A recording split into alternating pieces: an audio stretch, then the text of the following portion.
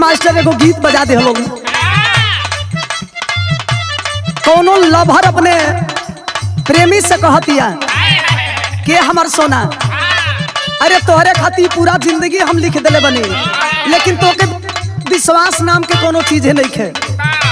हे राम केवल ऐसन प्रेमी बा, अब प्रेमिका हमरे ऐसन बिया। राम केवल जी कहतिया वो अपने प्रेमी से का कहे, अरे नावे तो हर दिल धड़केला, नावे तो हर दिल धड़केला, तबे ओढ़निया सर केला। सुना तला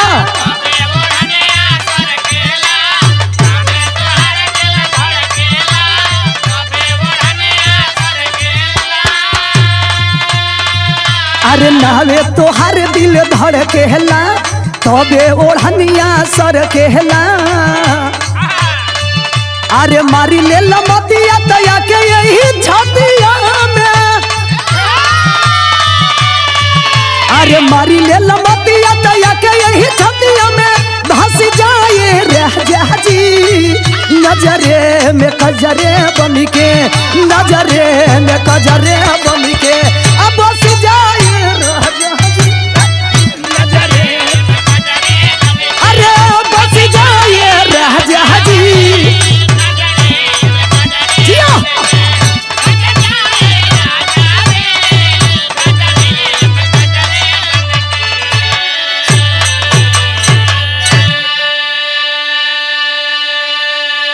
सबसे पहले हम गायिका मीरा मूर्ति रउआ सबके हाथ जोड़ के प्रणाम करतनी। बिरहा के प्रिय श्रोता बंधु, आंसू इंटरटेनमेंट के तत्वाधान में बड़े भैया राम जन्म यादव जी के देख रेख में, गुरुजी कल्पनाथ जी के सहयोग से हरिओम स्टूडियो आजमगढ़ में यह बिरहा का रिकॉर्डिंग हो रहा है।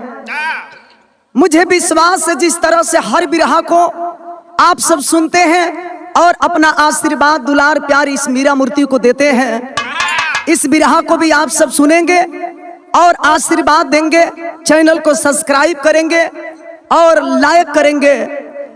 यही नहीं बाबू, विशेष आभार बेचू यादव जी, रंजीत यादव जी, लोरिक यादव जी, वकील यादव जी, जितेंद्र यादव जी के देख रेख में बिरहा हो रहा बा। निवेदन बा कि आप लोग ये बिरहा के ज्यादा से ज्यादा शेयर करब जा और चैनल के जरूर सब्सक्राइब करब जा। स्वर बना के आइए मास्टर साहब।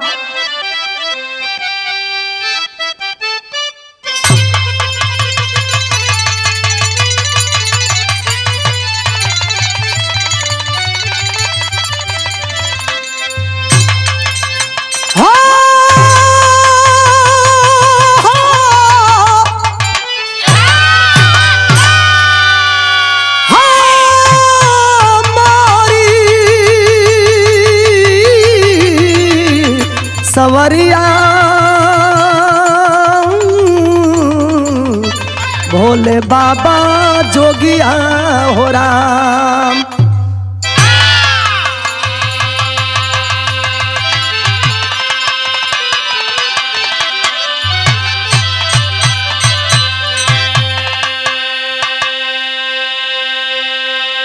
बड़ा ही खूबसूरत बिरहा और एकदम नई नई बिरहा।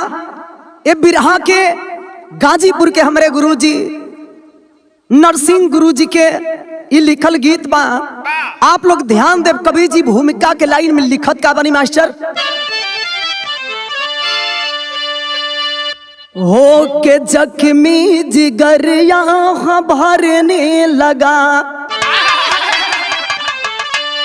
पाप करने में आती शर्म है नहीं, कौन विश्वास किसका करे दोस्तों, आज कोई किसी से है कम ही नहीं,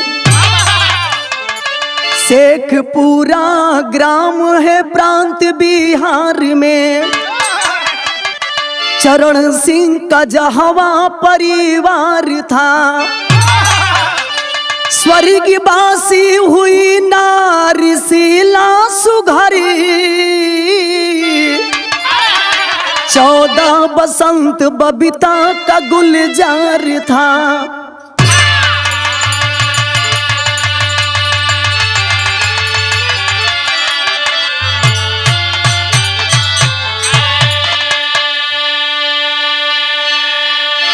बिरहा में बड़ा रंगीन गजल लगल मास्टर साहब।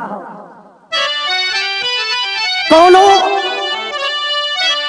प्रेमिका अपने प्रेमिक से, राम कंवल जी जैसन प्रेमी बा, हमरा ऐसन प्रेमिका भी आ, अपना लवर के तरफ इशारा कई के कहलस।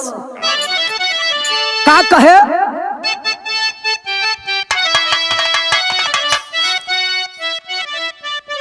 अरे दिल लेके जा रहे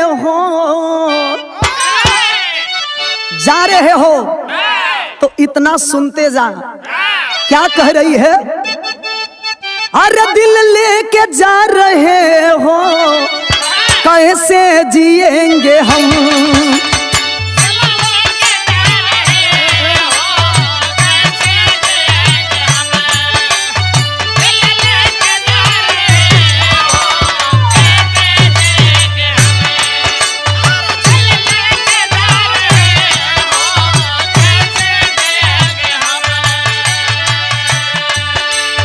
दिल लेके जा रहे हो, कैसे जिएंगे हम।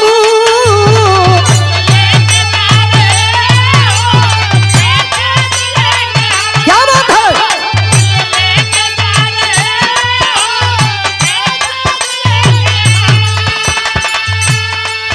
अरे आएगी तेरी याद तो,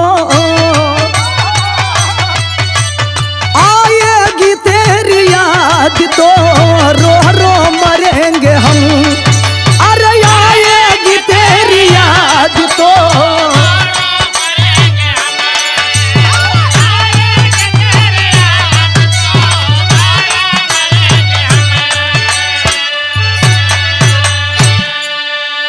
गजल से बढ़िया कवि जी बिरहा में भाव लिखलन कैसे बहादुर। अरे मधुकरी बना है बागवा, मधुकर बना है बागवा, कलिका को भारी गमू।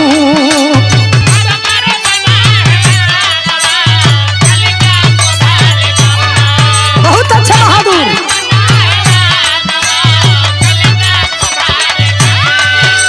मधुकर बना है बागवा, कलिका को भारी गमू।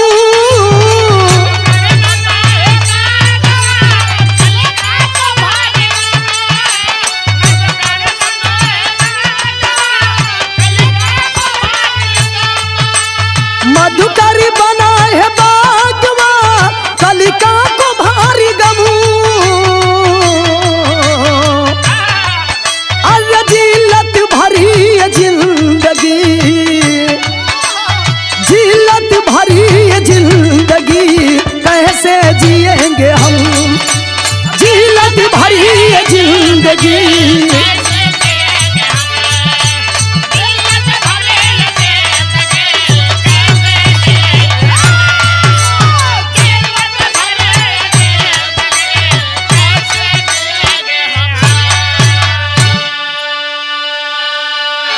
तनी कहानी के समझ लिए बाबू, ई कहानी कहाँ के बा, केकर बा।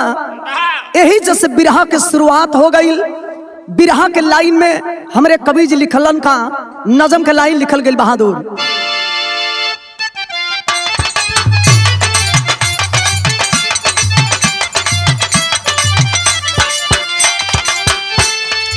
जिस पौधे को माली सींच कर सवारा है, जिस पौधे को माली सींच कर सवारा है, कमांड बन के अपने हाथ से उजारा है।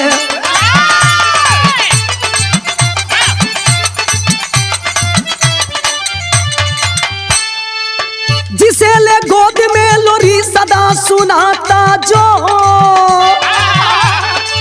जिसे ले गोद में लोरी सदा सुनाता जो, देखता कान भूख प्यास भी मिटाता जो।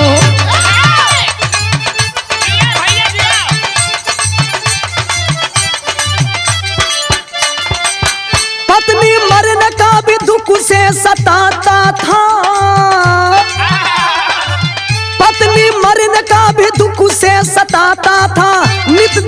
से अपने गम को वह मिटाता था।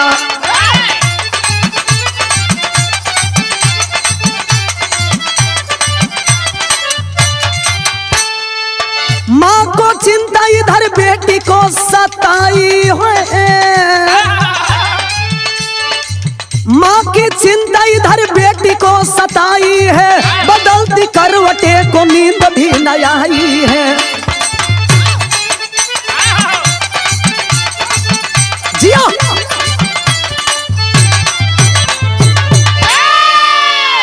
तनी कहानी के समझ लिए बाबू।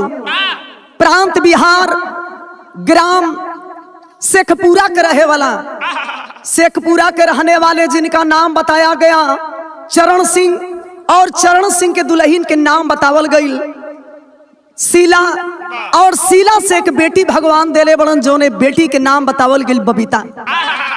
बबीता अपने माता पिता के साथ खुशी खुशी बाबूजी दिन को बिता रही थी। धीरे धीरे समय बीतत जात बा, परिवार में कोनो चीज के कमी ना हो। माई बाबूजी के संगे बबीता अपन दिन के बितावत रही। धीरे धीरे वो बबीता जब 15-16 साल की होती है, बिरहा सुने वाला भैया लो, माई के कोनो बीमारी की वजह से मौत हो गई। और जब माँ मर जाती है तो बबीता अपने पिताजी के साथ धीरे धीरे दिन को बिताने लगती है उसी घर में। आखिरकार एक दिन नतीजा निकलल का बिरहा में बड़ा सुंदर गीत लगल।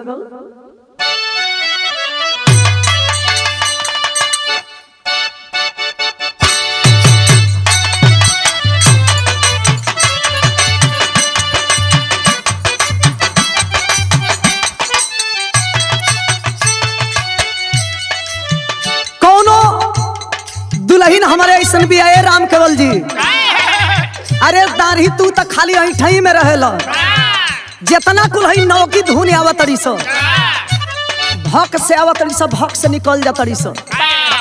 लेकिन ई गीत के हमारे गुरुजी प्यारे लाल गुरुजी लिखले बने, बड़ा गीत तो हल्का मचोले बा मास्टर साहब। कैसे लोग गावत तड़न गीत के, बड़ी दया वे पिया के प्यारी कोई,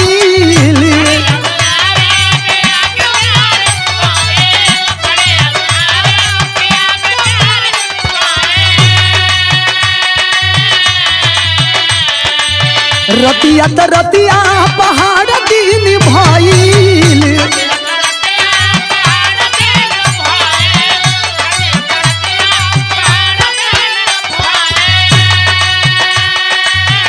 कहा पिया की जाए तो हर माटी लागो भखर पड़ जाए। अरे नतियू है जवानी लेखा देखत, खाली पैसे कमा लो। जब से गई बड़ा हमारी एक दिन एक बरिस बीतता।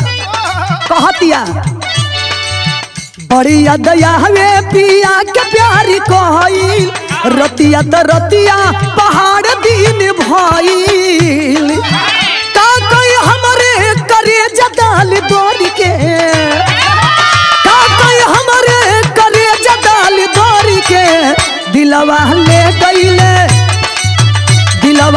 गईले राजा बोतल में भर के।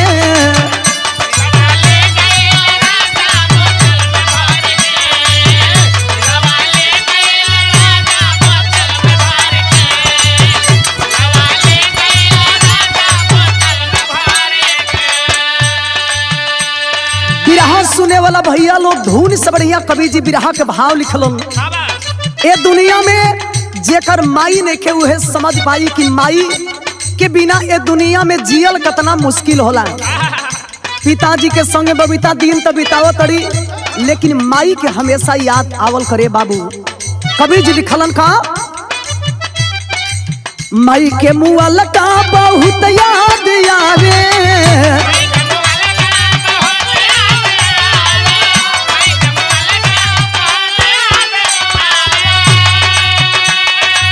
रतिया वो दिनवा सुरतिया सतावे,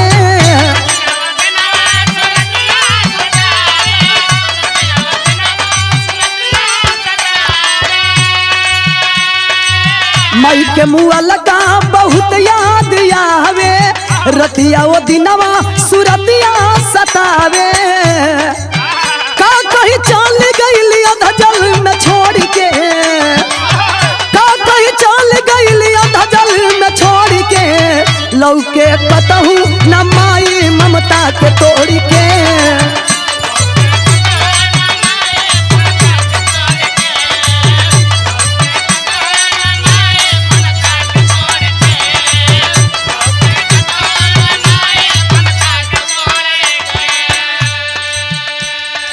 आज ये बाबू बबीता अपने माई के बिना कैसहू ए दुनिया में अपने पिताजी के संगे दिन के बितावत हड़ी। बिरहा सुने वाला भैया लो आने चरण सिंह अपने दुल्हन के गुजरला के बाद दुल्हन के इतना याद सतावत और चरण सिंह के कि दुल्हन के याद में कुछ ऐसा गलत लोग के संगत धरा गईल कि चरण सिंह अब धीरे धीरे अपने दुल्हन के याद में दारू पिए लगलो। और जब दारू के नशा धराई ले बाबू तो जब तक ले 2-4 बोतल पिए ना रात के उनके सही से नींद ना आवे।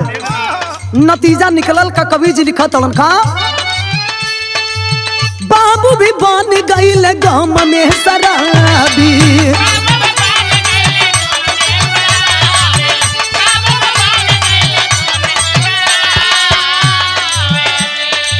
लाग नियतिया में उनके खराबी।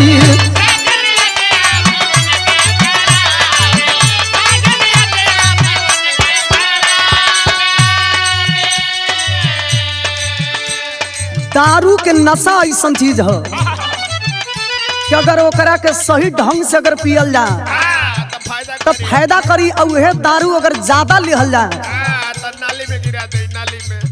इतना दारू पिए लगलन इतना दारू पिए लगलन ये बाबू कि दारू के बिना चरण सिंह एक पल भी नहीं जी पाते थे।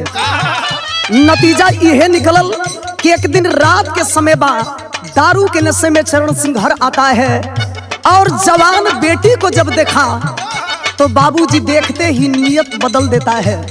और जब उनकी नियत बदल गई तो लिखना पड़ा क्या चल जाए कतहू उनका से मुंह मोड़ के। चल जाए कतहू उनका से मुंह मोड़ के कतही लौके न माई ममता के तोड़ के।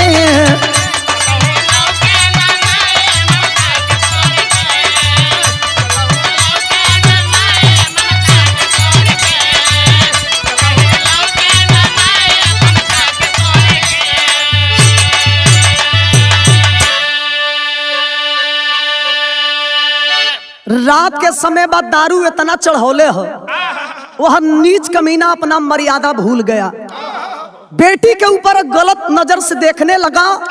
रोती है बिलखती है कि पापा आप तो मेरे पिता हैं और मैं आपकी इज्जत हूं आपकी घर की इज्जत हूं। आप मेरे साथ ऐसा काम मत कीजिए। लेकिन वह नीच कमीना चरण सिंह माना नहीं। दारू के नशे में वह नीच कमीना करता है। क्या बिरहा में बड़ा सुंदर कवि जी टेरी लिखलन बहादुर।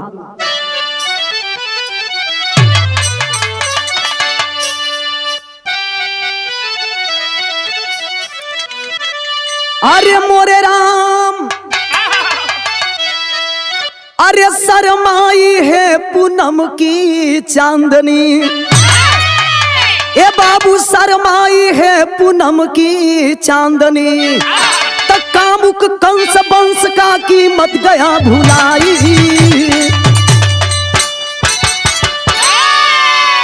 कामुक कंस वंश का कीमत गया भुलाई। शरमाई है पूनम की चांदनी। लाख रोती रह गई बिलखती रह गई लेकिन वह नीच कमीना बाप चरण सिंह माना नहीं। रात का वक्त था बेटी के आबरू को लूट लेता है। और जब बेटी की इज्जत को लूट लिया तो कबीर जी बिरहा में बड़ा सुंदर गीत लिखते हैं बहादुर।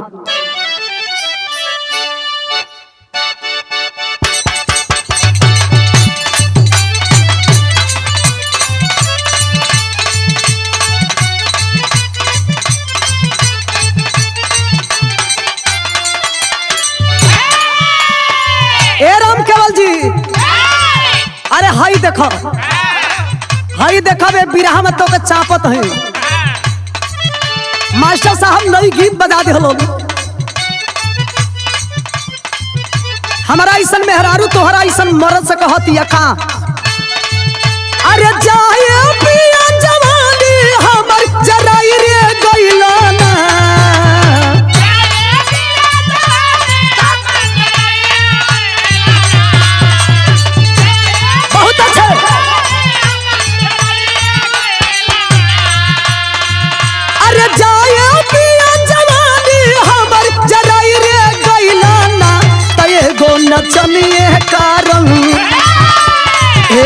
चलिए कारण कनिया के भुलाई रह गईल ना।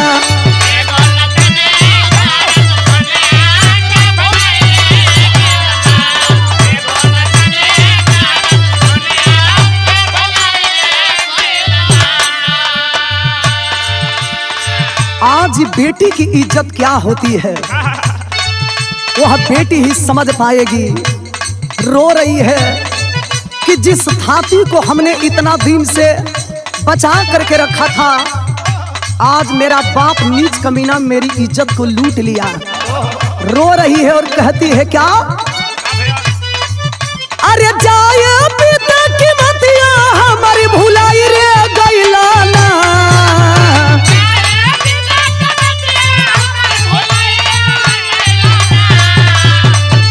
बहुत अच्छा।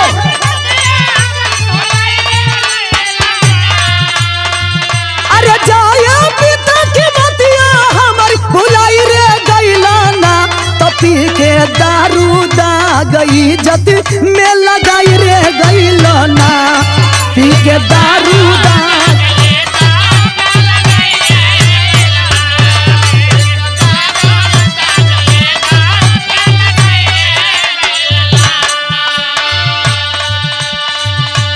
कभी हम सोचले ना रहनी पापा कि माई के मरला के बाद हमारे संगे इतना तू गंदा काम करबो।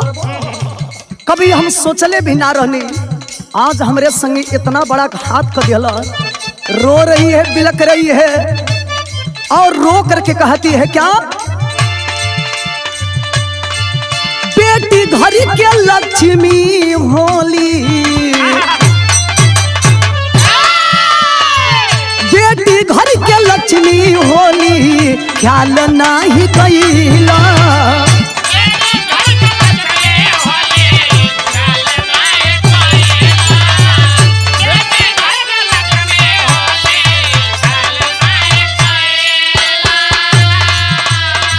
माई के मुँहते धोखे बाज हो गईला।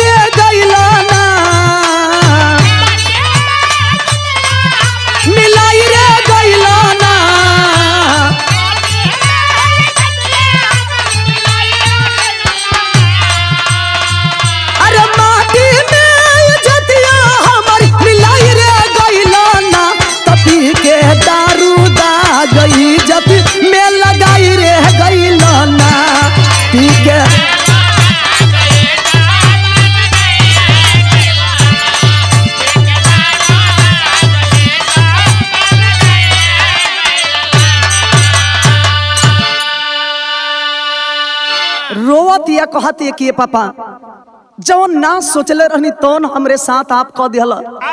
ये बात के सवेर होई तो पूरा गांव के लोगन से हम बताइए। वह नीच कमीना इतनी बात सुन करके अपने बेटी को चाकू उठा करके डरवाने और धमकाने लगता है। ये बात के अगर कोई से बताइबू तो हम जान से मार देवे, दुनिया में जिंदा ना छोड़ब।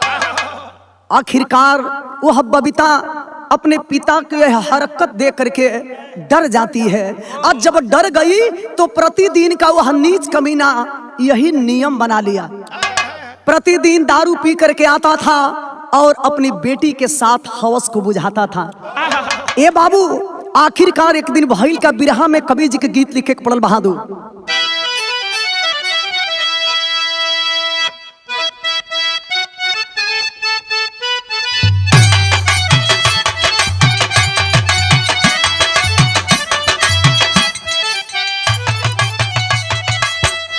कौने करनवा जोगी जोगा वारा मावाले, अरे जोगा वारा मावाले हो। कौने करनवा भिखिया मांगे लाए राम।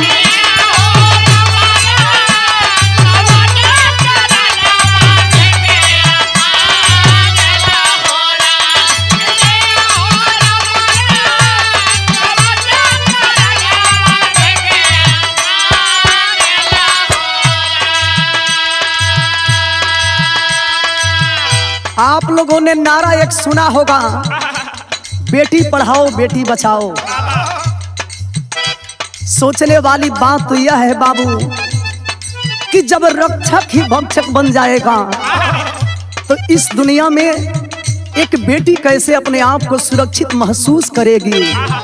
रो रही है और कहती है क्या, माई के मुँह लगा खरे बाबू के करानिया, अरे बाबू के करानिया हो, आधा जल में नैया हमारी बाड़ी नुए राम किया हो राम रे, आधा जल में।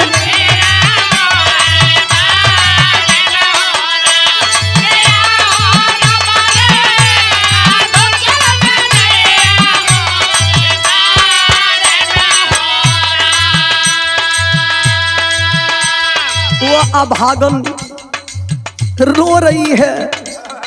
अगर ये बात के गांव वालों से बता भी देता नहीं ते दुनिया में हमार जियल मुश्किल हो जाई। अगर ना बताई तो नीच कमीना बाप प्रतिदिन हमरे संगे ऐसा ही करी। रोती है और उस मालिक से रो करके कहती है, क्या कही, एक माह बीतल दूसर माह बीत गईले, अरे माह बीत गई, धीरे धीरे दहिया गढ़ू आइल ये राम।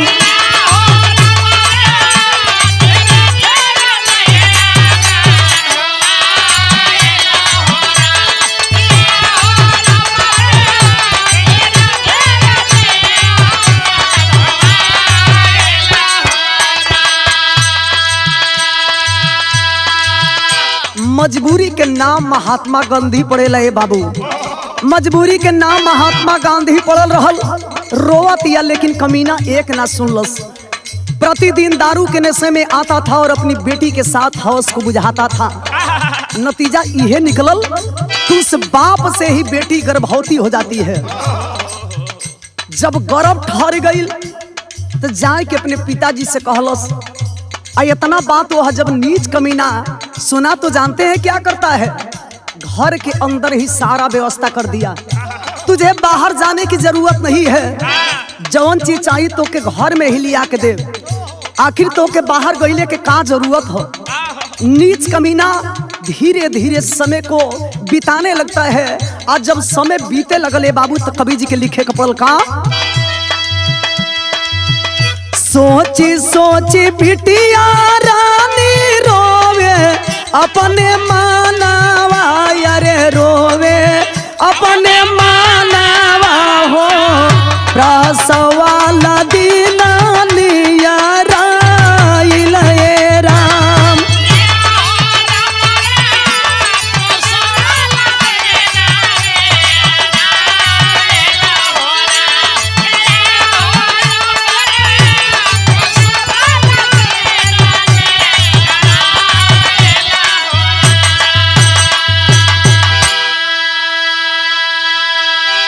हद तबे हो गई ले बाबू। 1 महीना बीतल, 2 महीना बीतल, 3 महीना बीतल। जिस दिन इस दुनिया में वह बेटी बच्चे को जन्म देने वाली है, वह नीच कमीना बाप अपनी बेटी को हॉस्पिटल लेकर के जाता है। पहले ही समझा दिहलस कि देख, हॉस्पिटल में गईला के बाद अगर कोई पूछी तो ई मत बताइए कि हम अपने नैहर से आइल बनी, ये कह दिए कि हमार ससुरा इज्जत से बड़ा दूर बा, हमार पति सरकारी नौकरी करेलन, उनके आवे में टाइम लग जाई। ये बाबू बहला करके फुसला करके हॉस्पिटल जब ले कर गया है वह नीच कमीना। हॉस्पिटल में बेटी जब भर्ती होती है तो कवि जी बिरहा में गीत लिखलन बहादुर।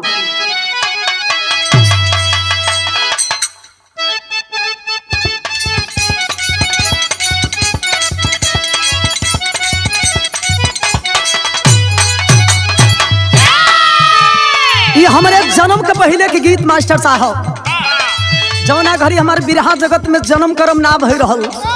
ये गीत के लोग आवे कैसे, ससुर से रूसली बा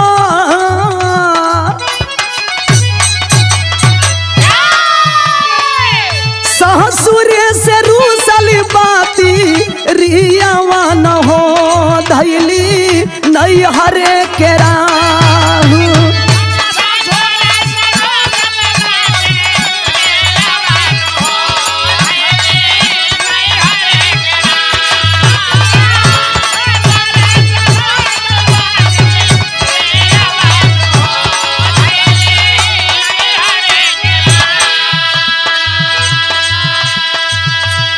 गीत से बढ़िया कवि जी बिरहा के लाइन लिखत लो बिरहा सुने वाला भैया लो 1-1 लाख रुपया के बात हमरे कवि जी लिखलन कैसे बाप बेटी चल लेते ही बाप बेटी चल लेते ही जूनिया न हो हास पीतल मझारी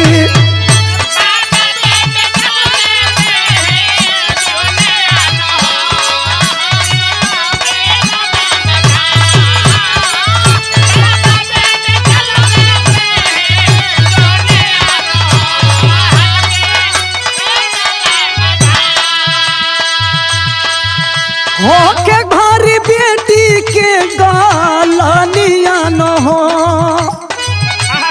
के भारी बेटी के गालनिया न हो बरसे आंसुअन के धारी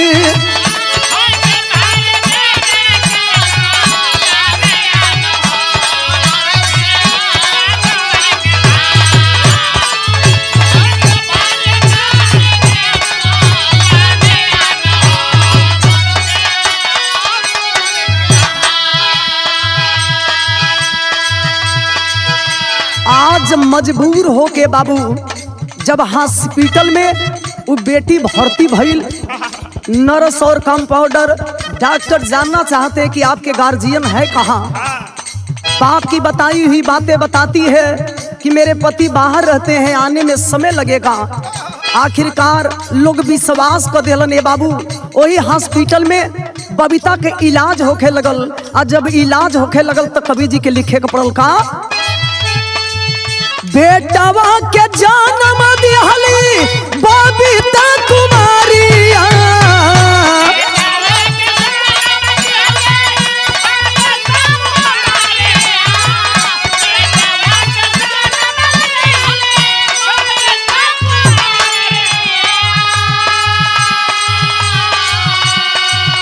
बेटवा के बाप कहवा पूछे कर्मचारिया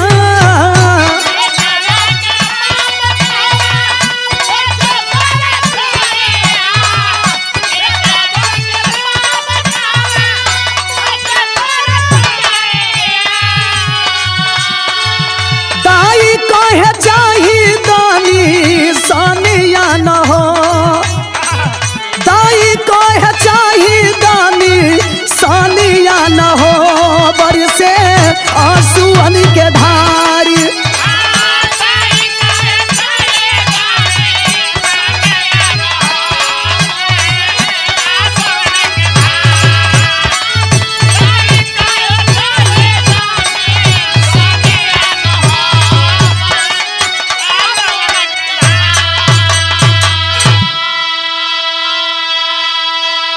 वही हॉस्पिटल में बाबू बबीता एक बेटे को जन्म देती है। आखिरकार बेटा के जब जन्म दिहली वो बाप नीच कमीना जब सुनलस कि हमरे बेटी से को बेटा पैदा भइल बा हॉस्पिटल से ले के अपने बेटी के जब रास्ता में आइल तो सोचा था कि ऐसने उपाय लगाई कि न बांस रही न बसुड़ी वह नीच कमीना हरकत से बाज नहीं आया वो मासूम बचवा के जान मारे खातिर उतारू हो गई और जब जान मारे खातिर उतारू भइल तो कवि जी बिरहा के अंदर पहपट के लाइन लिखलन बहादुर शिकायत हुई वह कमीना छीन करके उस बालक को करता है क्या भाव लिखल गई अरे लेकिन कमीना एक ना सुना बाजार लेकर आया हो अब बेच दिया पैसे के ऊपर तनिक रहम न खाया हो अरे पी के दारू चल ले रुपया वही समैया हो कोटि करी चतुराई विधि के लिखल मेट न जाई। अपने बेटी के गोद से जब वो बालक के छीन के लेके जाए लगल धीरे धीरे इब्बतिया आग के तरफ फैले लगले बाबू। गांव नगर के लोग भी इकट्ठा हो जाते हैं, फिर भी वह नीच कमीना माना नहीं। छोटा सा जो बालक था अभी तो पूरी दुनिया भी नहीं देख पाया था, ले जाके कमीना बाजार में पैसा के चलते बेच दिहलस। अब बेच के जब आइल तो गांव नगर के लोग सवाल करे लगलन कि आखिर उ लड़का गइल तो गइल कहाँ गइल। ए बाबू झूठ सच बोला था, लेकिन गांव के लोग विश्वास ना कैलन। इकट्ठा हो गइलन ना, जब इकट्ठा हो गइलन तो कवि जी बिरहा के अंदर अल्लाह लिखलन बहादुर।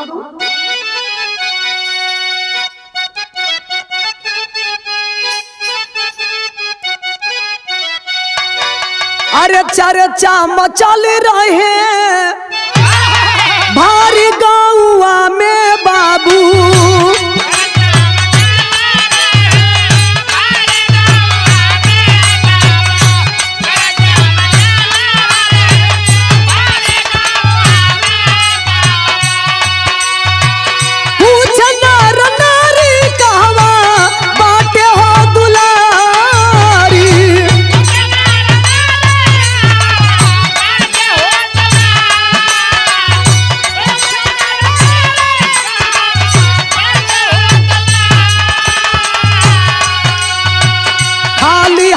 बाबू के जब देखली छोकरिया ये भैया,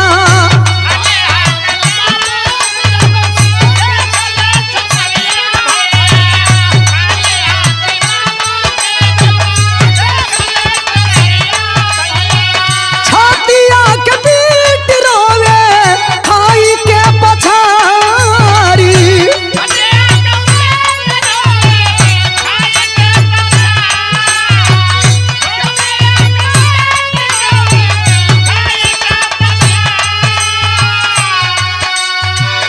तमाम लोग गांव नगर के इकट्ठा भइल बड़न। रोवत ये बबीता कहत ये कि ये पापा हमरा बेटा के कहाँ लेके जाके छोड़ अइलो, बताओ पापा। लेकिन वह नीच कमीना थोड़ा भी रहम नहीं खाया। तमाम लोग जुटल बड़न, पूछा तड़न, जानल चाहत तड़न, लेकिन बतावे ना। गांव नगर के लोग समझ गइलन कि ऐसे ना बताई। ओके पकड़ के लोग कैलन का पेड़ावा में बांध जाबू पीट सब लोग गवाए बाबू।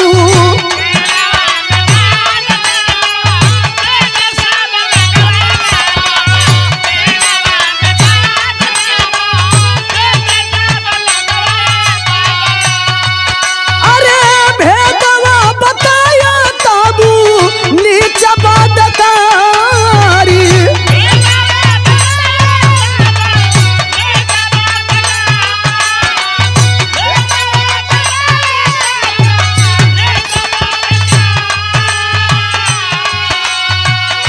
के लगलन मारे गांव नगर के लोग कलन के ऐसे ही साला ना मानी। वही समय पुलिस प्रशासन को सूचना देते हैं लोग। आज जब सूचना मिलता है बाबू तो लोग कैलन का आई फोर से पूछे थाने दार के ही छनवा ये भैया।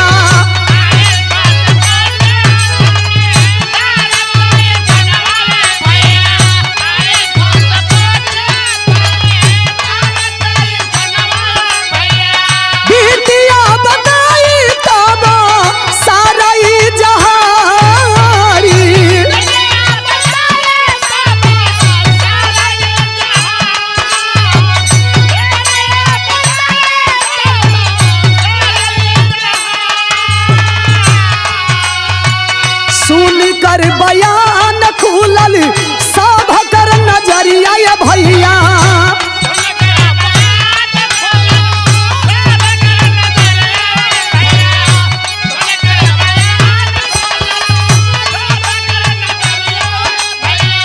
भाईल पुलिस केस जेली गाया है गवारी।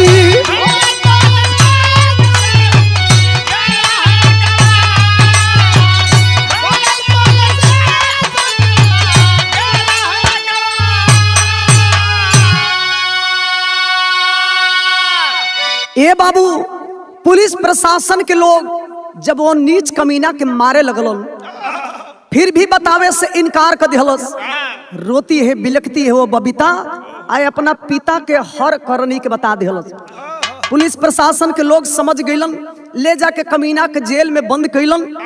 और वजह से केस जब चले लगल कोर्ट में, जज साहब बुलाते हैं और बुला करके जब पूछने लगे तो कवि जी बिरहा के अंदर खड़ी के भाव लिखलन बहादुर।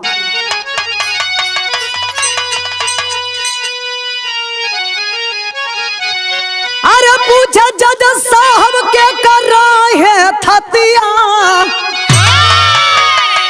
तरक के गीता ऊपर हथवा बतावा बतिया।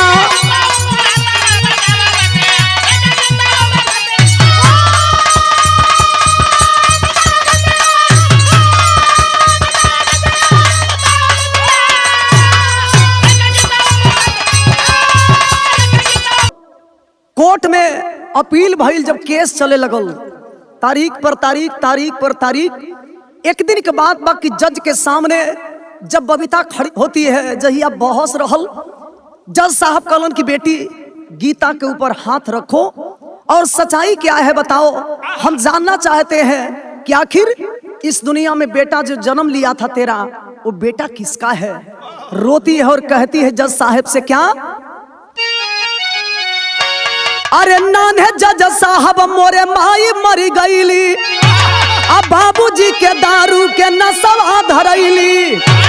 अरे जबरी हमारे साथ बाबू कैले घतिया, तरह के गीता ऊपर हथवा बताव बतिया।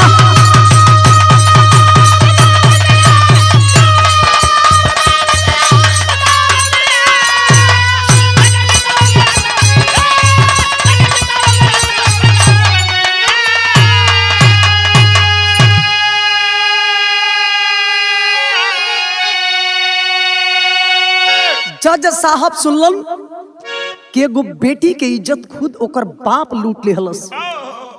ये बाबू, जज साहब आजीवन कारावास सुनाते हैं उस नीच कमीना को। हमेशा हमेशा के लिए जेल में बंद हो जाता है, आजीवन कारावास हुआ। और उस गरीब के बेटी को अपना बेटी बनाते हैं और जज साहब उस बेटी को बेटी बना करके उस बेटी के लिए एक अच्छा वर की तलाश कर रहे हैं।